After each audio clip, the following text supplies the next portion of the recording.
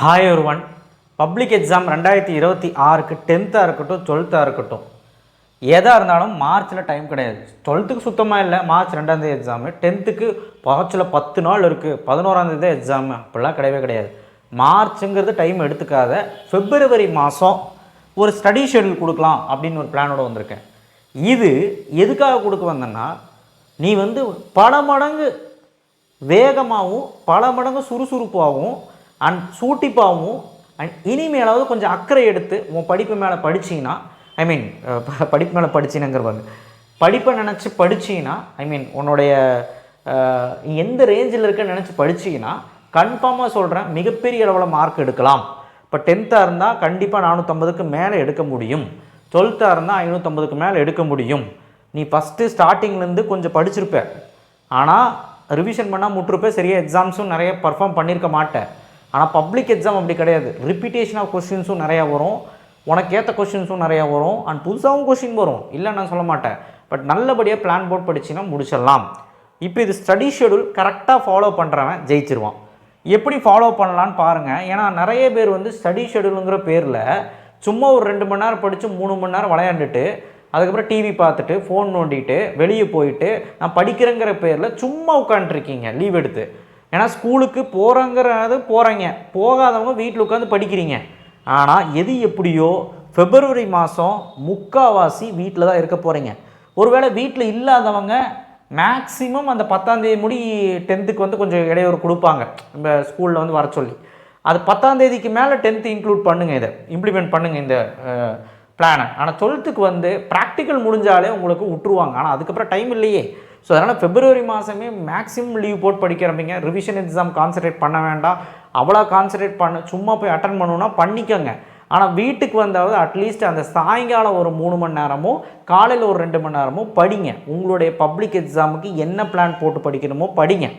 இதெல்லாம் கட்டாயமாக இருக்கும். சப்போஸ் நீ லீவு போட்டுட்ட அப்படின்னா, ஆக்சுவலாக லீவ் இருக்குங்க, நீங்கள் ஸ்கூல் உங்களை விடாதுன்ட்டுலாம் சொல்லும். நீங்கள் ரொம்ப வீக் லிஸ்ட்டில் இருந்தீங்கன்னா விட மாட்டாங்க.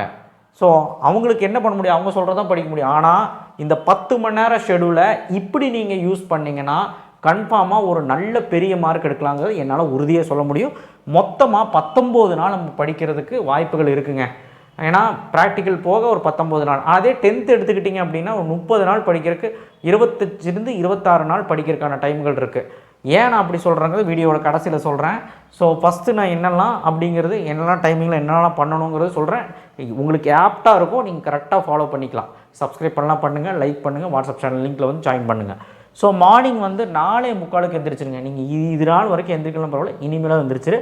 4:45 ஒரு 15 மினிட்ஸ் வார்ம் அப், ஏதாவது எக்ஸசைஸு, ஏதாவது ஒரு சைக்கிளிங்கு, ஜாகிங்கு, வாக்கிங், உனக்கு பிடிச்சதான் எதாவது பண்ணு. புஷ்அப் எடுக்கிறியா, தம்பிள்ஸ் எடுக்கிறியா, ஏதோ ஒரு 15 நிமிஷம் ஒரு 20 மினிட்ஸ் நீங்கள் மெடிடேஷன்லேருந்து எது வேணாலும் பண்ணிக்க, சூப்பராக ஒர்க் அவுட் ஆகும். கொஞ்சம் அங்கே பண்ணு.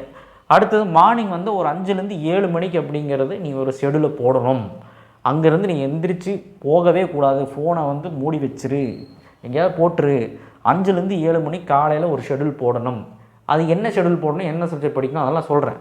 அடுத்த பிரேக்ஃபாஸ்ட் 8 மணிக்கே முடிச்சிடணும். காலையில் உங்கள் அம்மாட்ட சொல்லிவே 8 மணிக்கு நான் சாப்பிடணும், அப்போ தான் என்னால் படிக்க முடியும். அடுத்த மார்னிங் 10:30 to 12:30 ஒரு ஷெடியூல் போடணும், ஒரு 3 மணி நேரம் ஷெடியூல். நடுவில் சின்ன பிரேக்காக ஒரு 15 மினிட்ஸ் வேணால் எடுத்துக்கலாம். கொஞ்சம் ஒரு மாதிரி ட்ரௌசியாக இருக்கும், அதனால் 15 மினிட்ஸ் எடுத்துக்கலாம். டீ சாப்பிட்றதோ, ஏதாவது வீட்டிலே சாப்பிடு, வெளியில் சாப்பிடாத சின்ன ஸ்நாக்ஸ் ஏதாவது எடுக்கணும்னா எடுத்துக்க. தவிர ரொம்பலாம் போட்டு முறுக்கு, சிப்ஸு, பிஸ்கட்டுன்னு சொல்லிட்டு அடுத்துனீங்கன்னா கண்டிப்பாக சத்தியமாக முடியாது படிக்கிறதுக்கு. அடுத்த ஆஃப்டர்நூன் லஞ்ச் பிரேக் 1 மணிக்கு எடுத்துரு. அதுக்கு முன்னாடி தான் சொல்கிற ஒரு 15 மினிட்ஸ் பிரேக் எடுத்து நீங்கள் இந்த கேப்பில் எடுத்து கொஞ்சம் பண்ணினா கொஞ்சம் பசி கொஞ்சம் குறையும். 1 மணிக்கு நல்லாவே சாப்பிடு.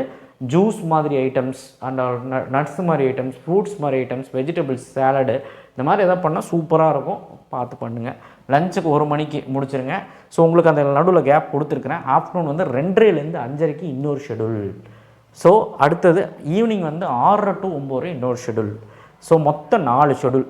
இங்கே மார்னிங் 9:30 to 12:30, மார்னிங் 5 to 7, அதுக்கப்புறம் afternoon 2:30 to 5:30, evening 6:30 to 9:30. 4 schedule இருக்குது உங்களுக்கு. மொத்தமாக உங்களுக்கு படிக்கிற நேரம் 11 hours வருது. இன்பிட்வீனில் நடுவில் ஏதாவது தண்ணி குடிக்கணும், ஏதாவது பண்ணணும், கொஞ்சம் ரெஸ்ட் எடுக்கணும், 15 மினிட்ஸ் அந்த மாதிரி போச்சுனாலும் கூட 10 மணி நேரம் உங்களுக்கு படிக்கிறதுக்கு சாலிடாக டைம் கிடைக்குது. டின்னர் வந்து 8 மணிக்கு முடிச்சிருங்க. ஓகேவா? 8 மணிக்கு நீங்கள் வந்து நடுவில் படிச்சுட்டு இருப்பீங்க. 8 மணிக்கே நீங்கள் உங்களுடைய ஒரு அரை மணி நேரம் கொஞ்சம் டின்னரை முடிச்சிருங்க. அப்போ தான் ஈஸியாக ஒரு 10 மணிக்குள்ளே டைஜஸ்ட் ஆகி 10-10:30க்கு நீங்கள் தூக்கம் வரும், தூங்கிடலாம். அப்போ தான் காலையில் எந்திரிக்க முடியும். ஓகே, இப்போது நான் கொடுத்த ஷெடியூல் நல்லா பார்த்துருப்பீங்க. அந்த ஷெடியூல் எப்படி ஒர்க் அவுட் பண்ணலான்னு பாருங்கள். டே 1 நான் சும்மா ஒரு எக்ஸாம்பிளுக்கு சொல்கிறேன். ஒரு ஃபஸ்ட் நாள் ஆரம்பிக்கிறீங்க அப்படின்னு வச்சுக்கலாம். மார்னிங் 5லேருந்து 7, மார்னிங் 9 to 12. இந்த 2 ஷெடியூலையும் உங்களுக்கு ஒரு கேப் கிடச்சிருக்குது, ஒரு 5 hours கேப் கிடச்சிருக்கு. இந்த 5 ஹவர்ஸில் மேக்ஸ் போடுங்க, சூப்பராக போடலாம். 2 சாப்டர் முடிக்கலாம். 10th சரி 12th சரி. அடுத்த ஆஃப்டர்நூன் வந்து 2:30 to 5:30 ஒரு ஷெடியூல், 6:30 to 9:30 இதில் ஒரு 5 hours கிடைக்குது. ஸோ இதில் 6 hours கிடைக்குது. ஸோ இதில் வந்து ஃபிசிக்ஸ் படிக்கலாம், 10th இருந்தால் சயின்ஸ் படிக்கலாம். அடுத்தது டே 2 ஒரு எக்ஸாம்பிளுக்கு அடுத்த நாள் திரும்பவும் அந்த மார்னிங் 2 ஷெடியூல் இருக்குல்ல, அதில் மேக்ஸு. அடுத்து ஆஃப்டர்நூன் ஈவினிங் அந்த 2 ஷெடியூலில் கெமிஸ்ட்ரி, 10th இருந்தால் சோஷியல். அடுத்த டே 3ல் என்ன பண்ணுவீங்க? திரும்பவும் மேக்ஸு, திரும்பவும் சயின்ஸு ஆர் ஃபிசிக்ஸு. அடுத்த டே 4ல் என்ன, இதுவே ஆல்டர்னேட்டிவாக பண்ணிகிட்ருக்கணும். பயாலஜியில் எப்போ சார் படிக்கிறது அப்படின்னு கேட்டிங்கன்னா, வீக்கெண்டில் சாட்டர்டே சண்டே படிச்சுக்கோ, இல்லைனா ஃப்ரைடே சாட்டர்டே சண்டே படிச்சுக்கோ. சிஎஸ் பயோ இந்த நீ கரெக்டாக ஒர்க் அவுட் பண்ணிட்டு வந்தீங்கன்னா கண்டிப்பாக உனக்கு படித்து முடிக்க முடியும், நேரம் நிறைய கிடைக்கும். இது வந்து ஒரு எக்ஸாம்பிளுக்கு சொல்லிட்டேன்னா, நெக்ஸ்ட்டு இது ஒரு ஸ்க்ரீன்ஷாட் எடுத்து வச்சுக்க. இப்போ February 1லேருந்து 6 வரைக்கும் 6 நாள், இதை நான் ஆல்ரெடி பேசிட்டேன். February 13லேருந்து 25 நாள். இப்போ ஜனவரி பற்றி பேச மாட்டேங்குது, ஜனவரியில் 3 நாள் இருக்குது, அதையுமே டைம் வேஸ்ட் பண்ணாமல் யூஸ் பண்ணிக்க, சரியா? அடுத்து 13லேருந்து 25 நாள், மொத்தம் 13 நாள் கேப் இருக்குது. நடுவில் எங்கே சார் சில நாட்கள் இல்லை அப்படின்னா, ப்ராக்டிக்கலுக்கு நான் கொடுத்துட்டேன், மாடல் ப்ராக்டிக்கலு அதுக்கு கொடுத்துட்டேன். ஸோ 10th இருந்தால் அந்த நாளும் எடுத்துக்கோங்க. 10th இருந்தீங்கன்னா சாலிடாக ஒரு 25 to 28 days அந்த February ஃபுல்லாகவே கிடைக்கும். ஏன்னா நடுவில் ஒரு நாள் 2 நாள் ப்ராக்டிக்கல் வரும், அதனால் பிரச்சனை இல்லை. ஒரு 26 நாள் கையில் கிடைக்கும் 10th இருந்தால். 12th இருந்தீங்கன்னா 19 days தான் உங்களுக்கு இருக்குது. அப்படி பார்க்கும்போது 190 hours படிப்பீங்க. ஒரு நாளைக்கு 10 மணி நேரம் போட்டு 190 hours படிப்பீங்க. 10th இருந்தால் ஒரு நாளைக்கு 10 மணி நேரம் போட்டால் 260 hours படிக்கலாம். 10th நிறைய டைம் இருக்குது, கரெக்டாக யூஸ் பண்ணிங்கன்னா. February 26லேருந்து March 1 முடி உங்களுக்கு 12th ஸ்டாண்டர்டாக இருந்தீங்கன்னா 4 நாள் டைம், 26, 27, 28, 1 4 நாள் வந்து உங்கள் லாங்குவேஜ் ஃப்ரெஞ்சாக இருக்கட்டும், சான்ஸ்கிரிட்டாக இருக்கட்டும், ஹிந்தியாக இருக்கட்டும், தமிழாக இருக்கட்டும், மலையாளமாக இருக்கட்டும், என்ன லாங்குவேஜாக இருந்தாலும் அந்த 4 நாள் உட்காந்து படிச்சுக்கோங்க. கடைசி 2 நாள் போதும்னு நினச்சி விட்றாதீங்க. ஏன்னா தமிழ்லையுமே நமக்கு லாங்குவேஜ்லேயுமே நமக்கு பெரிய மார்க் எடுக்கணும், ஒரு 90க்கு மேலே எடுக்கணும். அதனால் அந்த 4 நாள்லேயே ப்ரிப்பேர் பண்ணுங்கள். நம்ம என்றைக்குமே தமிழ் இங்கிலீஷ் அதிகமாக படிக்க மாட்டோம். நம்ம ஃபுல்லாகவே மேக்ஸு, ஃபிசிக்ஸு, கெமிஸ்ட்ரி, இல்லைனா சயின்ஸு, சோஷியல், மேக்ஸ் இதை தான் படிப்போம். ஸோ அதனால் இந்த சப்ஜெக்ட் இந்த லாங்குவேஜுக்கு கொஞ்சம் முக்கியத்துவம் கொடுங்க. கடைசி நேரத்தில் இங்கிலீஷ் எப்போ சார் பார்க்கலாம் அப்படின்னா, கடைசி February 20க்கு மேலே இங்கிலீஷ் வந்து பார்த்துக்கோங்க. 10th இருந்தீங்க அப்படின்னா 25க்கு மேலே கொஞ்சம் பார்த்தா போதும், ப்ராக்டிக்கல் முடிஞ்சக்கப்புறம் கூட பார்த்தா போதும். ஸோ இங்கிலீஷ் வந்து ஒரு நாளோ 2 நாளோ நீங்கள் எதோ வச்சு படிங்க. ஏன்னா 2 நாள் தான் லீவு 12th. 10th நிறைய லீவ் இருக்குது, 4 நாள் லீவ் இருக்குது. ஸோ அதனால் 10th பிரச்சனை இல்லை. 12th வந்து பார்த்திங்கன்னா உங்களுக்கு 2 நாள் தான் லீவு. ஏதோ ஒரு எக்ஸ்ட்ரா 2 days வந்து பார்த்திங்கன்னா Febல முடிஞ்ச அளவுக்கு மேக்ஸிமம் சண்டே ஏதாவது மத்தியானத்துக்கு மேலே உட்காந்திங்கன்னா இங்கிலீஷில் 1 மார்க்கோ இல்லை கிராமர் பார்ட்டோ எது உனக்கு டவுட்டாக இருக்கோ படிச்சுக்கலாம். ஸோ இதுதான் பண்ண முடியும். ரொம்ப டைட் ஷெடியூலாக இருக்குது, டைம் ரொம்ப கம்மியாக இருக்குது. இதை நீ கரெக்டாக எக்ஸிக்யூட் பண்ணால் கட் ஆஃப் என்ன கட் ஆஃப் எங்கே வேணாலும் நல்ல மார்க் எடுத்து எங்கே பெரிய காலேஜில் போய் வேணாலும் படிக்கலாம். கவுன்சிலிங்கில் சூப்பராக அட்டன் பண்ணலாம். பேராமெடிக்கலாக இருக்கட்டும், டிஎன்ஏவாக இருக்கட்டும், டிஎன்காஸாக இருக்கட்டும், டேனுவாஸாக இருக்கட்டும், வெட்டினரி சயின்ஸாக இருக்கட்டும், எதாக இருந்தாலுமே நம்ம அடித்து தூள் கலப்பிடலாம். ஆனால் நேரத்தை வீணடித்து சும்மா ஒரு 3 மணி நேரம் 4 மணி நேரம் உட்காந்துட்டு போகிறதுல மேட்ரு கிடையாது. நான் இப்போவும் சொல்கிறேன், எதுக்கு இவ்வளோ நேரம் படிக்கிறோன்னா, நம்ம போர்ஷன்ஸை இப்போ தீக்கலைன்னா நமக்கு எக்ஸாமுக்கு நடுவில் 3 நாள் தான் லீவு. கோர் சப்ஜெக்ட்டுக்கு ஃபிசிக்ஸ், கெமிஸ்ட்ரி, மேக்ஸ் 3க்குமே 3 நாள் தான் லீவு. கம்ப்யூட்டருக்கு மட்டும் தானே 8 நாள் லீவு. கம்ப்யூட்டர் படிக்கலாம் கூட 8 நாள் படிச்சுக்கலாம். பயாலஜிக்கு 5 நாள் லீவ் இருக்குது. ஸோ பயாலஜிக்குமே நமக்கு வந்து பார்த்திங்கன்னா உங்களுக்கு ஒரு Febல வந்து ஒரு 5 days படித்தா கூட அந்த 5 daysல கொஞ்சம் படிச்சுக்கலாம், சரிங்களா? ஆனால் ஃபிசிக்ஸ், கெமிஸ்ட்ரிக்கு, மேக்ஸு கட் ஆஃப்னால கண்டிப்பாக நம்ம பெரிய லெவலில் டைம் ஒதுக்கி படிக்கணும். அதே மாதிரி தான் 10th standard science, maths, social நல்லா படிச்சுக்கோ. லீவு நிறையா இருக்குது. சோஷியலுக்கு பெரிய அட்டென்ஷன் கொடு. ஏன்னா சோஷியலுக்கு 2 நாள் தான் லீவ். மீதி எல்லாமே உனக்கு வந்து லீவ் அதிகமாகவே இருக்குது. ஸோ அதனால் யூஸ் பண்ணிக்கலாம். 10th ஸ்டாண்டர்டை பொறுத்த வரைக்கும் March 5 முடி எல்லாமே முடிச்சிரு.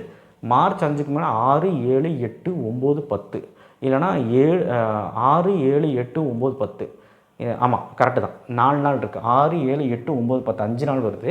இல்லை 7ஆம் தேதியிலேருந்து கணக்கு போட்டால் கூட 4 நாளாவது நீ தமிழ் படிக்கணும். 11ஆம் தேதி உனக்கு எக்ஸாம். ஸோ 4 days வச்சுக்க தமிழுக்கு. 12th இருந்தீங்கன்னா 26லேருந்து ஸ்டார்ட் பண்ணிக்கோங்க, ஓகேவா? 10th இருந்தீங்கன்னா தமிழ் வந்து எப்போ ஸ்டார்ட் பண்ணணும்? 7ஆம் தேதியிலேருந்து. எஸ் 6ஆம் தேதியிலேருந்து ஸ்டார்ட் பண்ணிக்கோங்க. ஓகேவா? 6, 7, 8, 9, 10 7ஆம் தேதியிலேருந்து ஸ்டார்ட் பண்ணிக்கோங்க. ஓகேவா? குழப்பலாம்னு நினைக்கிறேன். ஸோ எனிவே இந்த ஷெடியூலை ஒரு டைம் ஸ்க்ரீன்ஷாட் எடுத்து வச்சுக்கோங்க. கன்ஃபார்மாக சொல்கிறேன், ஏதோ சொல்கிறேன் அப்படின்னு நினைக்காத, இது கன்ஃபார்மாக ஒர்க் அவுட் ஆகும். இதை மாதிரி கரெக்டாக ப்ரொசீஜராக பண்ணிட்டு வந்தீங்கன்னா முடிஞ்சிடும். நான் வந்து இந்த டைமுக்கு இது படி, அந்த டைமுக்கு அது படினா குழப்பிடும். நீயா வந்து எந்த சப்ஜெக்டில் வீக்குன்னு பார்த்து அதுக்கு எவ்வளோ முக்கியத்துவம் கொடுக்கணுமோ அது முக்கியத்துவம் கொடுத்து படி. That's it. நல்லா படிங்க. All the best. நிறைய வீடியோக்கள் பின்னாடி வந்துக்கிட்டு இருக்குது. ஸோ உங்களுக்கு கண்டிப்பாக ஒர்க் அவுட் ஆகும். கன்ஃபார்மாக நம்ம சேனல் கூட இருக்கும். சப்ஸ்கிரைப் பண்ணுவீங்க, லைக் பண்ணுங்கள். தேங்க்யூ.